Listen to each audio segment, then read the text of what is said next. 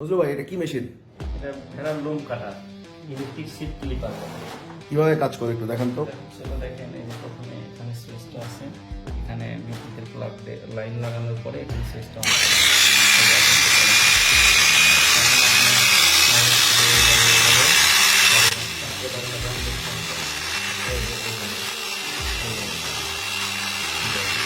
এখানে দেখেন গিয়ার একে, এখানে আছে দেখেন এক নম্বর গিয়ার এখন চলতেছে।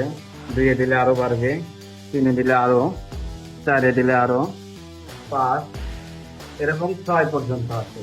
দেখেন গিয়ারটা কত বেড়ে গেল। এটা খুবই স্মুথলি ভাবে চলবে, খুবই স্মুথ। এটা দেখেন বাইরে অনেক মেশিন আছে, যখন আপনি এটা 690 আছে, যখন আপনি 1200 ওয়াটের নেবেন তখন হাত দিয়ে আপনি ধরে রাখতে পারবেন না, আপনার হাত আরো কম্পনি সৃষ্টি হবে। দেখা যাবে যে এটা আপনার তখন আপনি প্রপারলি ভাবে ইঞ্জিন ফিল করে কাটতে পারতেছেন। এই জন্য 690 ওয়াটটা খুবই গুরুত্বপূর্ণ একটা ভূমিকা রাখছে।